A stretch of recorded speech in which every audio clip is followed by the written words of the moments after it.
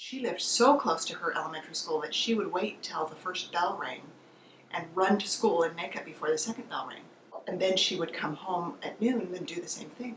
And so one day she came home at noon, and her older brother, Lorenzo, and they'd been having an argument over something, and he was teasing her, older brother's teasing.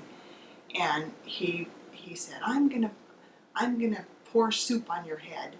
And she said, oh, no, you're not. And he said, oh, yes, I am. And she said, oh, no, you're not. And he did. He poured a bowl of soup on her long, beautiful, long brown braids. And here she was with oily, sticky soup on her hair. And she had to run back to school. So she stuck her head under cold water under the sink and rinsed out the soup as much as she could and ran back to school with it like that. When she was little up in Pine Valley, they'd have breakfast outside on the big picnic table, and she talked about how they got everything ready in this just table laden with food. You could tell from the way she fed us that it probably was this big feast that they had there, and everyone all the kids came and sat on the same side of the table, and the whole thing tipped over, and hot chocolate and all the platters of food just all over the place. But she had lots of stories that she'd tell us, and the way she told them, just you couldn't not listen. You just wanted more. I remember him telling me once that while he was a lifeguard, he was off duty. He just finished his shift as lifeguard, and he was off duty putting on his clothes in the bathroom. He was in his underwear, and he had earlier in the day seen these boys goofing around and being silly in the pool and wondering about their safety. He was wondering about their safety. Anyway, he heard this kid screaming and yelling, and the other kid saying, help, help, and he ran out in his underwear, jumped in the pool, and saved this kid's life, pulled him out. So, when I was born in July of 1946, which was a year and a month after the war ended, but they were still on sugar rations. And in fact, I read something the other day that indicated that they were on sugar rations for like 8 years, a long time. Or at least it was unusual to buy sweet things for a long time. When you got a new baby in the family, you could sign up for more coupons and get more sugar because you had an extra mouth. And so Dad had to put my name on, these sugar ration applications. They needed more sugar probably because Mother was canning and bottling, and she did that all our lives. In the summer we lived off the fresh garden, and in the winter we lived off the bottled and the canned things from the garden. So they wanted apparently more sugar for canning, and they couldn't decide on a name. And Dad had wanted to name me Karma. Mother wasn't sure she wanted anyone named after her, but and they sort of talked about, well, let's give her own name too. And so anyway, on the sugar rations, Dad just wrote Karma, and they added Jean, and that's how I was named. So Mother called me when Hoyt and I were playing on the corner. We were twirling around on the corner pole, and Mother called me from the back of the house where she was planting pansies, and I couldn't hear what she wanted, so we ran back to see. And as we got to the back of the house and she was behind it, and we were just turning, a car came around the corner and landed right over the spot where we were. I don't exactly know how that corner was, but Mother said there were many accidents. And it went too fast, and there was a turn, and somehow they didn't anticipate the way it turned. So it wasn't the first rollover. But I was grateful we were obedient, and Mother had called us to say, I'd rather you didn't play on that corner because it's not safe. I still remember her reading Treasure Island, and the book fell under the bed, and we were all so scared. No one would get under the bed to retrieve it. We lived in Idaho Falls when the temple was dedicated, and I was young, and Dad was an usher in the temple, and he was still president of the seminary, or principal of the seminary in Idaho Falls. And I think, and he had asked Apostle George Albert Smith to come and speak at the seminary graduation the next spring. And I don't know at what point he knew he wouldn't be there because he took a job in Ogden. But we moved to Ogden in October, that fall, and the next spring for graduation, probably in May. Dad and I took the train back to Idaho.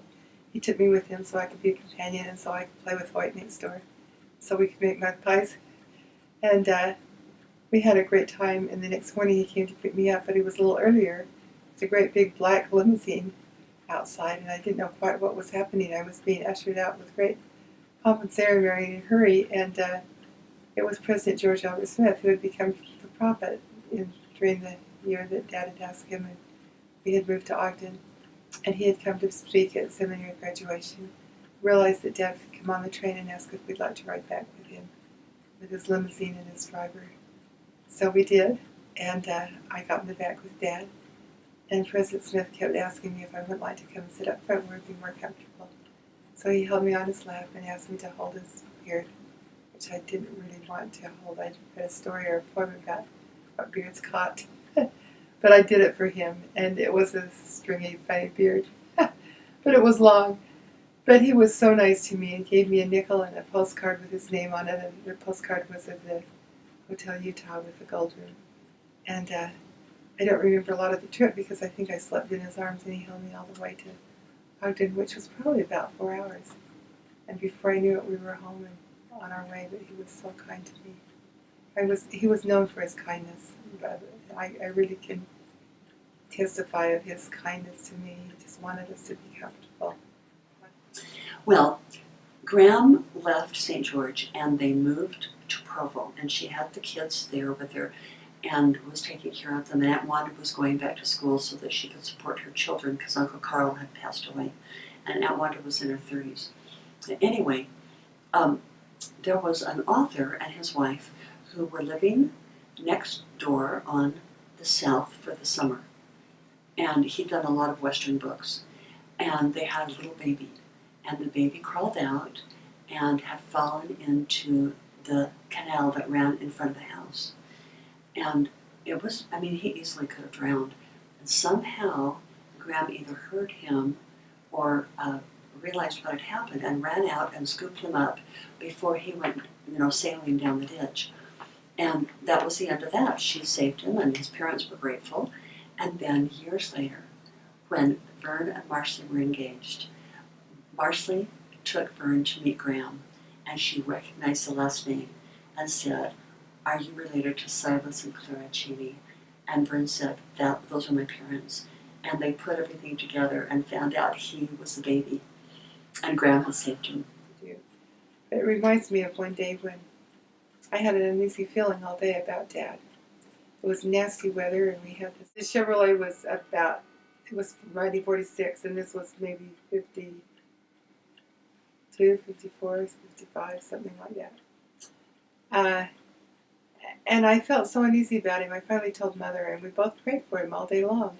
He was like coming home at night. So we prayed harder. And when he came home, he felt so grateful. He had been driving home about Uinta. There was a slippery patch on the road, and cars were coming, and he said everyone in the car knew that there was no way that they would get by without one of them hitting them. There's a road from Wyoming and the road coming down from the mountain ahead, and then the road you're on, and then somehow it crosses over. And the next thing they knew, they were over in a barrel pit on the other side. Don't know how he got through that, except through the blessings of the Lord. And so they had to wait to be pulled out and came home. But that was an interesting day. I didn't know why I felt that. Didn't know why I felt the need to pray for him all day. And Mother and I did, and our prayers were answered because he certainly was miraculously blessed. And he had many bad roads that he traveled on in those days when he went back and forth to school in Salt Lake. Or stories of a porcupine and a neighbor's dog that barked, found the porcupine and got alarmed and barked, and the quills came up and were all stuck in his nose, and how grandmother was also a pretty good nurse, how she carefully removed all of the quills and doctored the dog back into shape. But She even sewed up a pet lamb that had been attacked by a dog. She just calmly sterilized the needle and sewed him up. She was sad. It was surprising. The lamb did not resist. It was almost as if he knew that she was trying to help him. I loved that doll, and I would take it with me everywhere I went, and I took it for a ride on my bike one day and dropped it. and broke the leg of the doll. And I was just sick. I just thought it made me so sad. And I brought it in tearfully to Mom, and she made a splint for the leg of the doll. And I remember her taping up the leg of the doll and gluing it, and that was my. And now my doll had a cast on her leg. And Mother had a lot of art ideas. I remember after I'd done a report and she wanted a nice cover on it, she would take a spoon and put it in a silver spoon and put it in her hair to get the grease, and then rub over a book that had a fancy cover, and it would come off onto the paper and make a fancy design, and would put that on the front of our reports. Okay. She always sang us to sleep, and what I remember is our cousin Shelley, Alma's daughter, apparently came up to visit Helen Mar when she was little, and she was younger than you, right? No, she was a year older. Oh, a year older, okay. Anyway, she came up for several days, and she got really homesick, and she was crying and having a hard time, and she said what she remembers is Mother took her out of bed and put her on her lap and just sang her songs for a long, long time. And she still remembers that. Isn't that dear? That is dear. That's so That's typical of typical of Mom. Mom. Because I was the youngest, and because all my siblings, they all had individual personalities, but they all were a lot more extroverted than me, all of them. I was kind of unique in that I was not very extroverted. And so each of my siblings, one at a time, had been involved in school government. And I really worried about that would be expected of me by the whole family, because here I was, number 5, and if I didn't want to do that, there must be something wrong, I hadn't really verbalized that. I was worried about that as a kid growing up. And I remember helping with their campaigns when my brother ran for student body president, and I had 2 sisters who ended up being student body historian, and Marcelly ran for something because I remember making little campaign buttons and posters. I remember having poster parties at our house, and so I thought, oh, this is going to be expected of me. So when I was in the 8th grade, I had the opportunity to run for 9th grade councilman, which was the representative to the student council. I didn't want to run, but I did it because I thought it was expected of me as a McAllister. I thought you got to be involved in school government. So, but I was not real enthusiastic about doing it. Then I found out that my best friend was running and that we would be running against each other. Well, thankfully, what finally happened was there was a 3rd person running, and the 3rd person won, which was good. But the day of the election, I came home, and my mom was at a Relief Society meeting, as I remember. She wasn't there. So she didn't know whether or not I had won. And when I got home, there on my bed was a big note, and all it said was, "I love you." And it really touched me, because at that point, I needed to know that. I needed to know. When you're a teenager, you really worry about your self-image, and I did a lot. And I needed to know that she loved me if I didn't win, or if I did win. She didn't care. I just needed to know. And it still affects me that she knew. That's all I needed to know.